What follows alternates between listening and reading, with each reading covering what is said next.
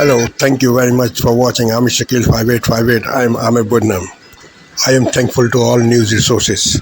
Following news have been reported by European, Australian, Asian, African channels and AP, AFP and Reuters news agencies. The headline: Israel bombed Lebanon and Hezbollah bombed Israel. Christian Democrat Party won in German elections, and in Sri Lanka a Marxist leader won. Mass shooting in Alabama, United States. Germans saving rhino. UK Labour Party and free gifts. Australia fake discount stores. Russia attacked Ukraine, injuring many people. Political turmoil in Bolivia. French PM and his cabinet. Now please watch the channels. The 200 France 24 correspondents around the world. Hello and a very warm welcome if you're just joining us here on France 24. You're watching Daybreak with me, Eve Irvine, and these are our top stories. An open-ended battle with Israel has begun. A declaration from Hezbollah as it sends a volley of rockets into northern Israel. This after Israeli attacks killed dozens, including a veteran Hezbollah commander. Hoping to secure more support and weaponry, Ukrainian President Volodymyr Zelensky is in the US. He's set to speak at the UN General Assembly before meeting President Joe Biden. As the war in Ukraine rages on, our reporter Catherine Noyes-Trent will be bringing us to see weaknesses on its eastern front line. And 11 weeks after snap elections, France's new government is named, but faces sharp criticism from both the left and the right, with threats of a vote of no confidence coming from Parliament. It's good to have you with us. Well, also coming up, 12 minutes of musical prowess that went unheard for centuries. A manuscript by Wolfgang Amadeus Mozart, discovered last week, is played in Leipzig. We'll be having a listen a little bit later.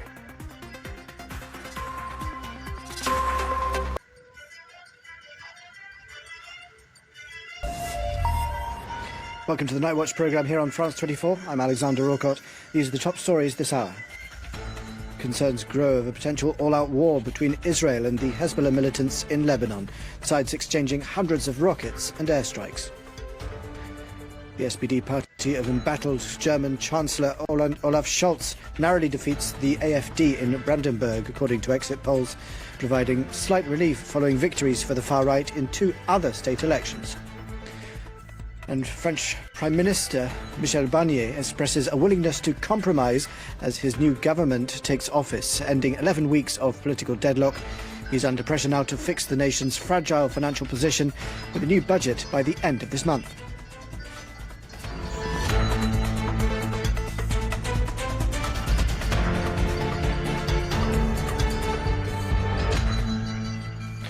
The fighting between Israel and Hezbollah militants in Lebanon continues to escalate, raising fears of a potential full-scale war. On Sunday, the Iran-aligned group fired more than 100 rockets across the border into northern Israel, sending residents scrambling for air raid shelters as the IDF responded with hundreds of strikes on Lebanon of its own. France 24's senior reporter James Andre joined us earlier with the latest from Beirut.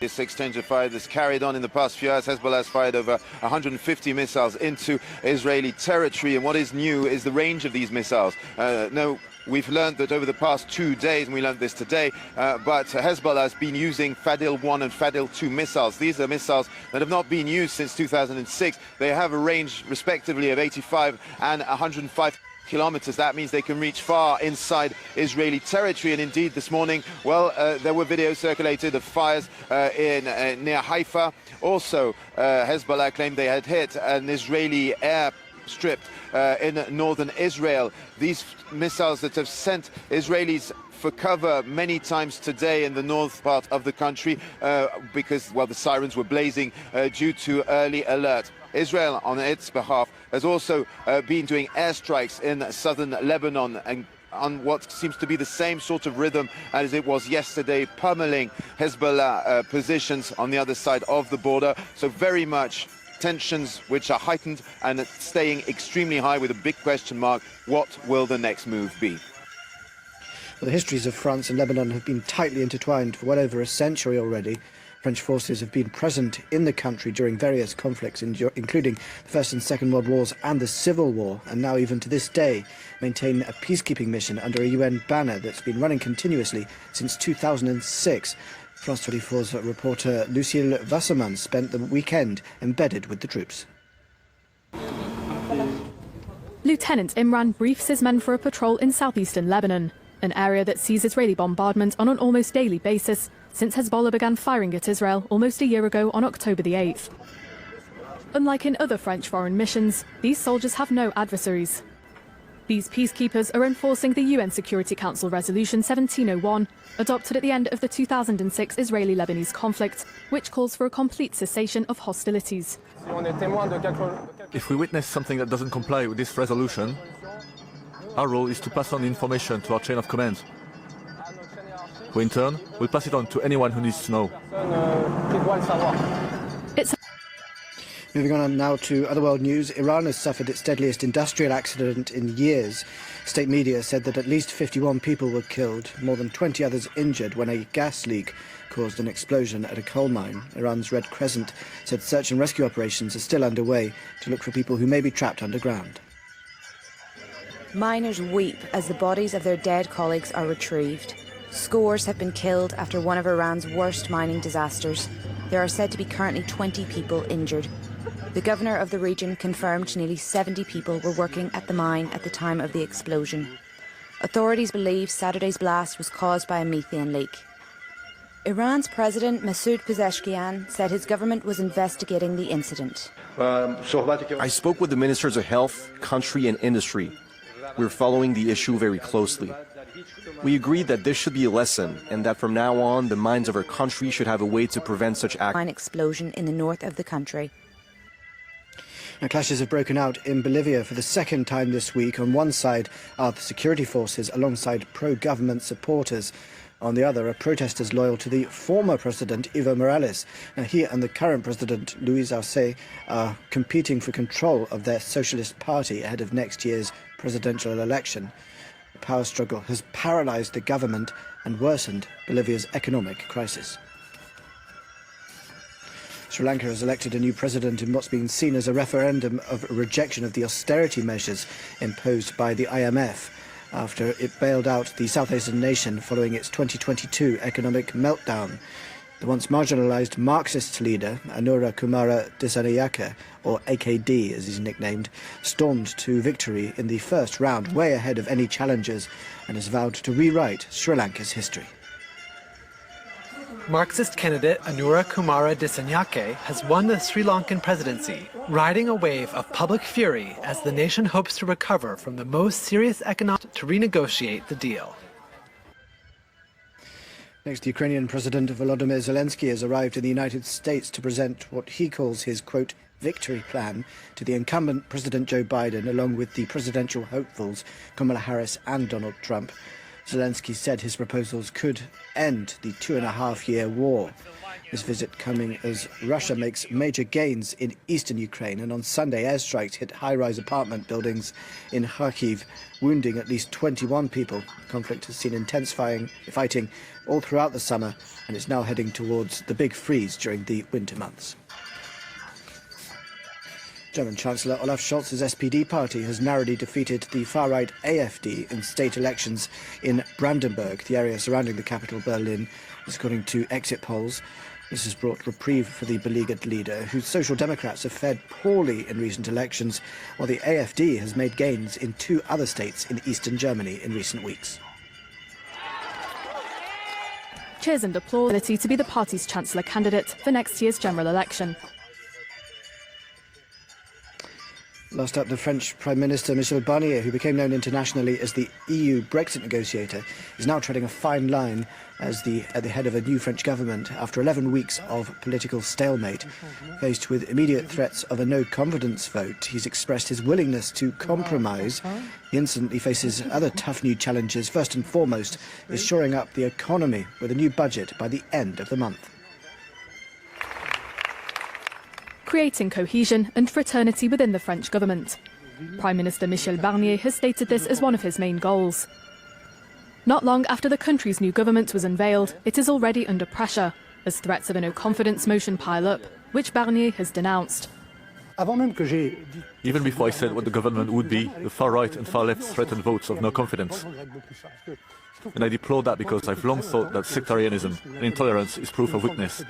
The Socialist Party has confirmed that it plans to bring a no-confidence vote on October the 1st, when Barnier estrogen and medically assisted reproduction will be protected. That's where we end this edition. Stay tuned for more world news on France 24.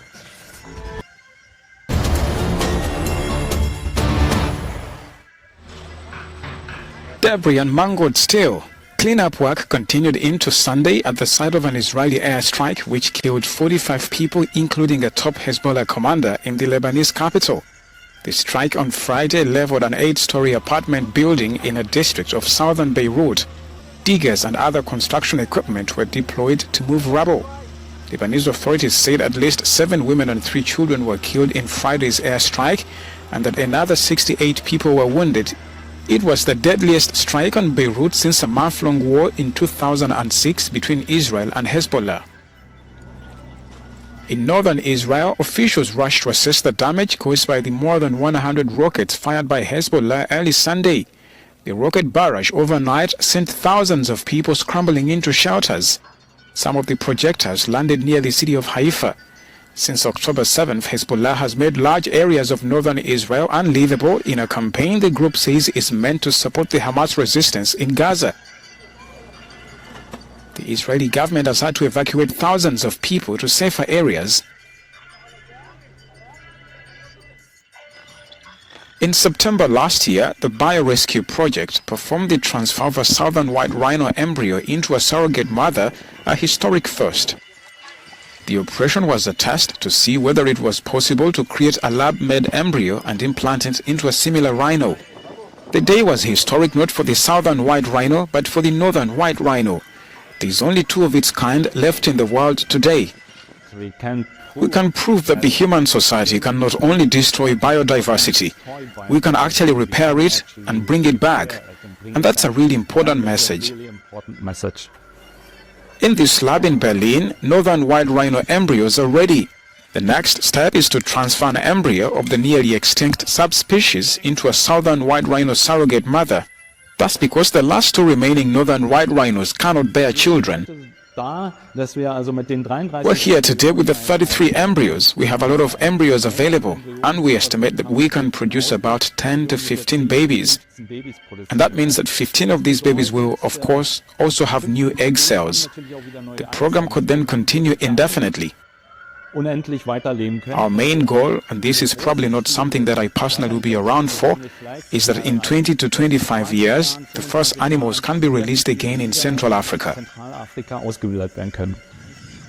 September 22nd is World Rhino Day, a day of awareness for all rhino species and the work being done to save them.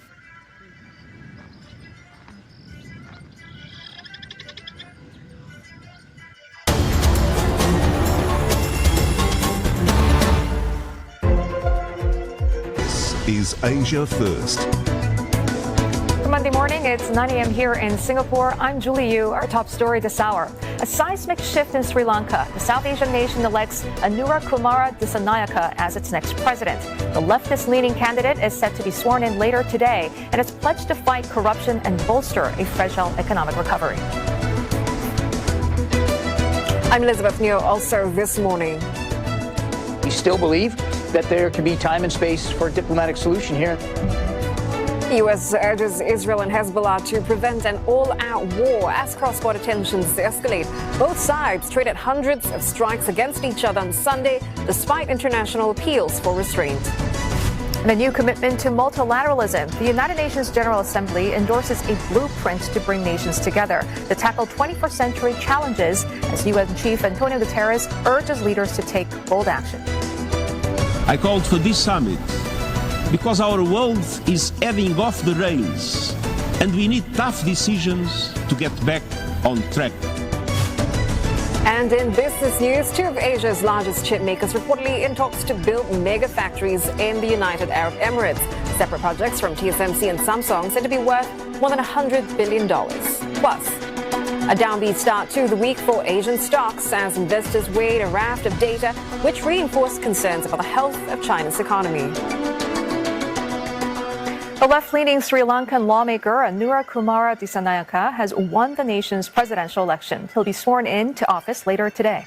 It marks the first time in the country's electoral history that the race was decided by a second round of counting. That's after the top two candidates failed to win more than 50% of votes in the first round to be declared the winner. Dissanayaka clinched 42% of the ballots, almost 1.3 million more than his closest rival, opposition leader Sajid.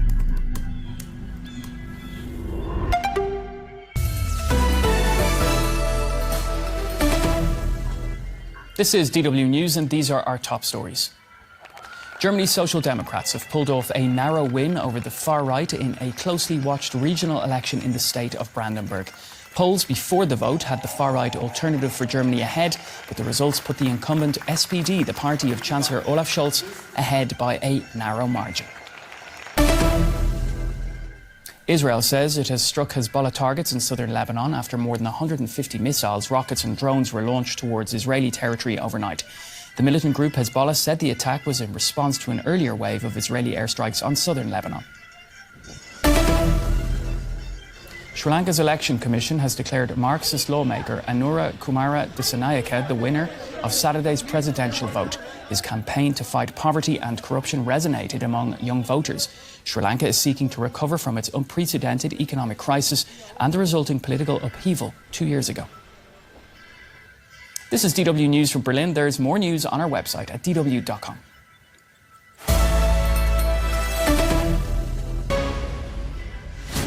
Hello, this is Sky News. It's 3 a.m. here in the UK. These are your latest headlines. Israel escalates its war on Hezbollah with a relentless bombardment of southern Lebanon.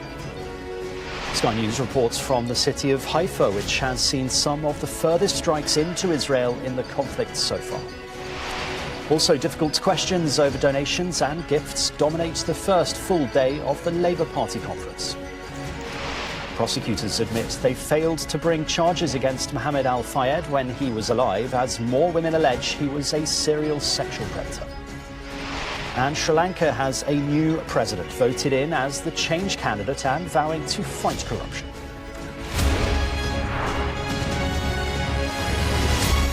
Hello and very good morning to you. Thanks for joining us here on Sky News. Cross-border fighting between Hezbollah and Israel has intensified, with international concern growing over the prospect of a wider regional war. Heavy rocket fire has been exchanged by both sides at the end of a week, which saw audacious attacks targeting pages and radios, with severe blows inflicted on the Iran-backed militant group. Hezbollah has described it as an open-ended battle of reckoning and vowed to retaliate, while the UN has warned the region is on the brink of imminent catastrophe. Well, let's take a closer look at the situation around the border of Lebanon and northern Israel. Israel has continued to launch a wave of airstrikes just days after 45 people were killed in Beirut in the deadliest attack in decades. Meanwhile, Hezbollah sent more than 100 rockets north of the border, deeper into Israeli territory, hitting places including Haifa. From there, our Middle East correspondent Alistair Bunkle reports.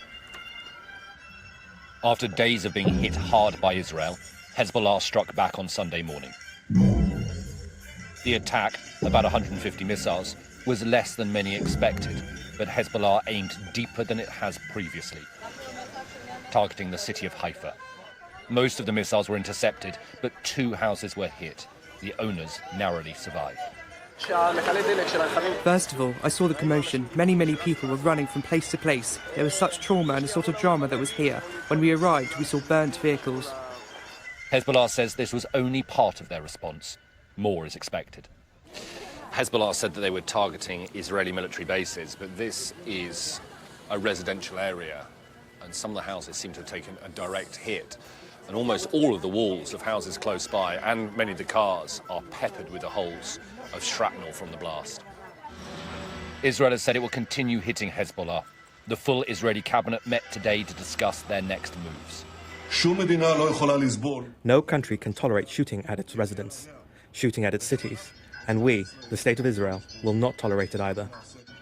Both to their homes on the border with Lebanon. Our Al Jazeera office in occupied West Bank has just been raided by... On Sunday morning, Israeli forces raided Al Jazeera's offices in Ramallah and closed the channel down on orders from the government. Al Jazeera broadcast live as it was happening. Northern Israel remains on high alert. People have been told to stay near bomb shelters and schools are closed. There is a feeling that these are only the early days of what could be an extremely violent and chaotic war. Conflict. Alex Crawford, Sky News, Beirut. Well, here in the UK, less than 3 months after sweeping to election victory with a huge majority, the continuing row over donations and gifts is casting a shadow over the Labour Party conference. The Deputy Leader Angela Rayner and other cabinet ministers have spent more time defending uncomfortable questions about payments for birthday parties and trips to New York than discussing government policy. Here's our Deputy Political Editor, Sam Coates. Prime Minister and Deputy Leader of the Labour Party. The first Labour conference since massive electoral success. Basking in the applause, setting out the agenda. From the podium, this is what they want you to see. You entrusted us with the task of change, and we will not forget it. My job is to tell a news story about the United Kingdom abroad. We've already begun. Creating the National Wealth Fund, a railways bill, a buses bill, ending the doctor strike. Change was meant to mean leaving the scandal of the Tory years behind, but awkward questions about freebies and donors have followed Labour to Liverpool. Your declaration showed that you received £14,000 from the Labour donor Lord Ali last year. What for exactly? It was used to fund 2 events, all of which was declared properly and thoroughly. That's why that information is in the public domain. The first event was ahead of my birthday, so I was turning 40. If a Tory had done that 2 years ago, I know exactly what you'd be saying to me this morning. They should pay for their own birthday parties. Look, this was in a work context. All around this conference, the talk is of freebies. After it emerged, the same donor behind that birthday party and Keir Starmer's clothes also lent his New York apartment to the Deputy Prime Minister. It was a personal holiday, and I think I followed the rules. In fact, I went above that, and I wanted to do that to be transparent about the connection that I had of the use of that apartment. One minister justified the freebies saying that it was for a work event. Another said they were fine because it was for a private holiday. In truth, nobody really knows what to say about the freebies, and this conference is struggling to escape from a self-inflicted wound. The party hopes that the Chancellor's speech tomorrow will change the narrative, but another donor, this time a big union boss, looks intent on making life tricky again. A conference vote tomorrow on cutting winter fuel allowance, another potential embarrassment. It's a cruel policy. He needs to reverse it. Good people who want Labour to do well are finding it, quite frankly, embarrassing that we are in a situation where we're taking that money off of the poorest in our society. This conference was meant to be a celebration, but doesn't feel like it. One Labour MP posted she's sickened by the donations. Does the Prime Minister have control over his party? Cabinet Minister's desperate to avoid more questions on this. Does the Prime Minister have control of his party? Oh, come on, of course he's got control. Look at the conference. Enjoy it. He has 3 days to convince the rest of his party. Sam Coates, Sky News, Liverpool. And Sam. His victims suffered, their courage to stand up only ignored. Now those who could have stopped Al-Fayed sooner in his absence must answer for him. Rhiannon Mills, Sky News. Let's bring you some other news making the headlines this morning. And at least 51 people have died in an explosion at a coal mine in Iran. Another 17 have been injured at the mine in Tabat in the east of the country. A methane leak is thought to be the cause of the explosion. 4 people have been killed and 18 injured in a mass shooting in the US state of Alabama. Police say several suspects opened fire on a large group of people who were outside in a public area in Birmingham. They believe the shooting was not random, but are still hunting for the gunmen. Government figures show 707 migrants arrived in the UK on Saturday on 11 small boats across the Channel. Sky News filmed Border Force boats bringing people into Dover on 3 different occasions on Saturday. More than 24,000 people have crossed the Channel so far this year, with the highest number arriving in June, when 882 people made the journey in a single day. The artist behind an underwater sculpture has defended his work after an online backlash. Jason D. Taylor created the alluvia for the River Stour in Canterbury, but critics have accused the work of being tone-deaf and offensive, with some saying it looks like a drowned person. Mr. Taylor says he doesn't strive for his artwork to divide people or cause upset, but welcomes difficult conversations that it might inspire. And Liam Gallagher has hit back at critics of his vocals, saying imposters should stay away from next year's highly anticipated Oasis tour. Gallagher performed in front of a packed 96,000-strong Wembley Stadium ahead of the fight between Anthony Joshua and Daniel Dubois. You are watching Sky News. Plenty more still to come, including all of the sports news, and it was a heavyweight clash at the top of the Premier League that didn't disappoint. That and all of the rest of sport is up next.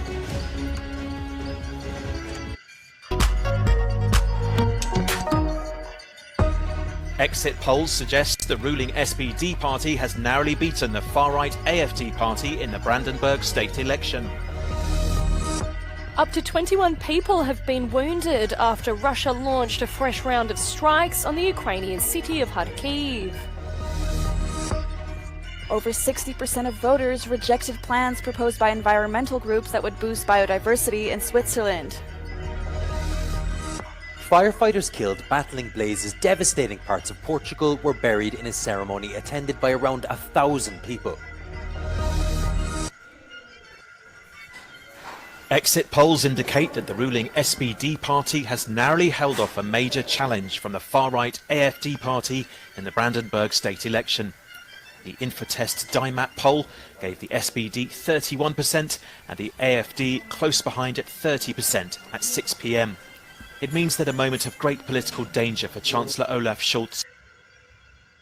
It is not corruption. It is not. It's giving a bone to the media who want to go for us, but it's got nothing to do with propriety. It's got nothing to do with ethics. If there was nothing wrong, then why did they say, OK, we won't take any more? Because they're fed up with all these headlines. None of this is terminal. It just feels as though it's got a little bit messy, and messy a lot quicker than I think some Labour politicians even thought it would. If we accept for a moment your basic premise, which is that this is all nonsense and tittle-tattle. This is all nonsense and tittle-tattle. Then isn't the bigger crime that you haven't, as a party, given us something more substantial to talk about? And that the first few weeks of Labour's government has all been about how bad everything is and not about what you're going to do about it. Hello and welcome to the Labour Party conference in Liverpool and to this special edition of the Political Forecast. And we'll be here every day of conference with the latest. This should have been Labour's big celebration after their landslide in July, but the summer is well and truly over, and so too is any hint of a honeymoon period, with the press at least, for Sir Keir Starmer. Hoist by their own words and promises about dodgy donations and jobs for cronies under the Tories, Labour is now on the back foot over similar stories of gifts and freebies and donors, and the rift inside the number 10 operation between the Prime Minister's Chief of Staff, Sue Gray, and lowlier staff in the Starmer operation and civil service is embarrassingly all over the newspapers. On top of that, the ground is being laid for a public spat with union bosses tomorrow over scrapping the winter fuel allowance for pensioners, and all the while the war intensifies in the Middle East, with many delegates here demanding a stronger position from this government on trying to bring about peace. So joining me to pick through all of this and set us up for the days ahead, we have Labour's Emily Thornberry, who has held several shadow cabinet roles over the years and has just become chair of the influential Foreign Affairs Select Committee of MPs, and Casey Balls is the political editor of The Spectator. Emily, hello. It was, congratulations. Thank you. But it wasn't supposed to be like this, was it? I mean, this is not how this conference should be starting, surrounded by gossip and rumour and donors and scandal. I know, I'm here to celebrate. I'm here to celebrate a Labour victory. I'm here to celebrate, after 15 years, a Labour government with a stonking great majority and a really big mandate from the people and a plan. And, you know, we've got a lot to do, but I'm really positive about it. You know, we've got nearly more than half of Parliament are new people. There is an infusion of new blood and enthusiasm, and I think that we can make a real difference. And that's what this conference should have been about. Here's what it's about. But it's not. It may not be in your head. Well, no, that's because you're a bitter old so-and-so. But I mean, but you know, I think that actually amongst all of these people here, we're really happy, you know, to have a Labour government and to have a chance to serve. Yeah, but all of your colleagues in the cabinet have been talking about this all day. I mean, so they're not brushing it off and saying there's nothing to see here, let's just celebrate. They are admitting that there's been a mistake. They're changing their policy. They're not going to accept clothes anymore. Okay. Let's address this. Let's address this head on. Okay. So should someone accept some clothes or money for clothes from a donor? So the question is this, right? Two things. First of all, is it open and transparent? And secondly, does that person who's giving that donation, are they going to get any perks themselves? Are they going to get any influence, any undue influence? And if the answer to that is it's transparent and there is no undue influence, then frankly, there's nothing to see. Apart from, I think, a lot of people think, well, why do rich people need help with buying clothes? Which is another issue, but it's not about corruption. And it's certainly not like what the Tories were up to over 14 years when they were in government. We are not talking about that, right? We are not. And I think it's really important to kind of draw the line behind that. You have to admit that this is sort of unforced error mess, isn't it? Like, it shouldn't have happened. Okay. You know, once you accept from me, we're not talking about corruption. We're not talking about anything like what the Tories did. And what we're talking about is some missteps in the first few weeks of a government that's not been in for 15 years. Then fine. Then I'm prepared to talk about it in those terms. It matters what people at home think. Yes, and what they're reading about. And what we have to do, exactly, and what they're reading about. And we have a Tory press which cannot forgive the Labour Party for winning an election. You know, they are out to get us, there's no doubt about it. I mean, read the Telegraph, my goodness, talk about hysterical, talk about shrill. I mean, blimey, look at the headlines. Well, it's amazing. Let's bring in Katie. I mean, what is going on? I mean, is this just the right-wing press out to get Starmer a bit quicker than we all expected? Or? I mean, I don't think it's as simple as that. Obviously, I'm a journalist, so I've got my own views on this. But I think that it seems to me that, you know, to Emily's point, it is not the biggest scandal of all time taking a Taylor Swift ticket to the Eras tour, or even the clothes. The slight complication on the clothes donation is one of the donors involved also did at one point have a Downing Street pass. But then, Wahid Ali. Yeah, and then that obviously went. So some people say, is there a link there? But I think Wahid has always been going in and out of Downing Street. I mean, during the last Labour government, you know, where he was very close to the previous two prime ministers and was in and out of Downing Street, he didn't need to give anybody a pair of glasses for that. Well, they could have put him in the cabinet, but he's a businessman. He's got other things to do. So in terms of links there, but I think generally speaking, it feels as though the Labour cabinet's almost been tying itself in knots on something, and I think there was a way out sooner. And you have to admit that on the Saturday going into conference, if your main headline in all the papers is not change begins, which is clearly the message of this conference, and is instead Prime Minister and his top team will no longer accept free clothes, it's not what they are going for, and it's not ideal. And I do think that clearly the Labour government has a long time to go, and I think there's many years to go before the next election and so forth, so none of this is terminal. More cross-border strikes between Israel and Hezbollah in southern Lebanon as the group says that the conflict has entered a new phase. Hello, welcome to TRT World live from Istanbul. My name is Neil Harvey. Let's see what else is coming up on our programme. Children are recovered from the rubble after Israel carries out an airstrike on the Jabalia refugee camp. At least 17 Palestinians have been killed across the enclave on Sunday. Sri Lanka's Marxist-leaning president-elect Anura Kumara Dissanayake pledges to end corruption and bolster the country's fragile economy. He will be sworn in on Monday morning. And join me on the debate stage. Let's have another debate. Kamala Harris urges Donald Trump to take part in another televised debate before November's presidential election, but Trump refuses to budge on the issue. What's your plan? What's my plan?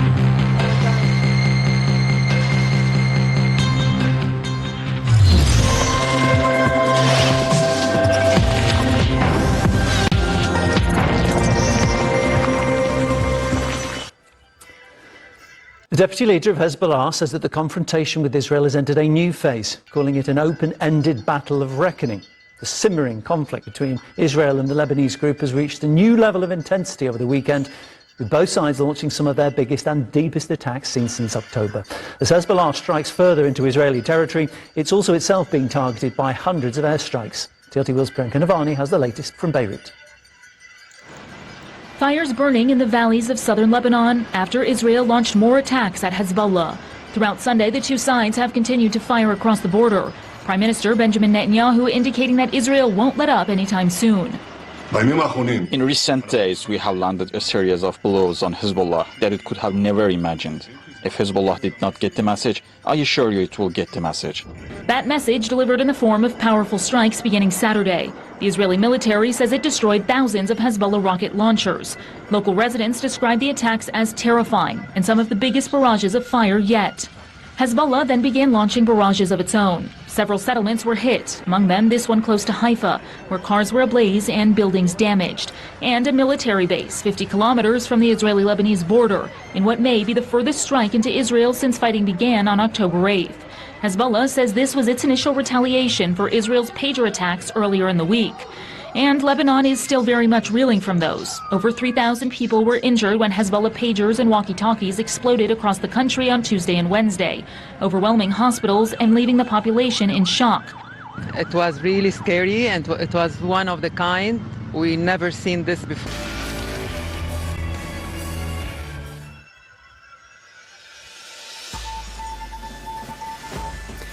Today, the consumer watchdog sues the supermarket giants over misleading claims of discount pricing. The price discounts as promoted were misleading because the discount was illusory.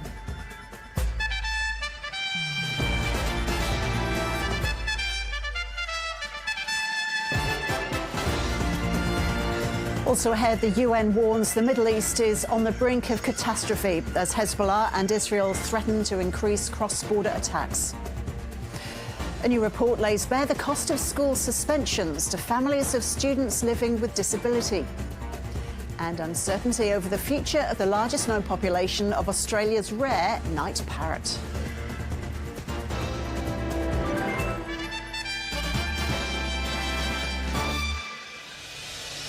Hello and welcome to ABC News. I'm Ros Childs. The ACCC is taking Woolworths and Coles to court for allegedly making misleading discount claims in their ads. The consumer watchdog alleges the supermarkets briefly increased the prices of products before advertising them at a lower price as part of their promotions.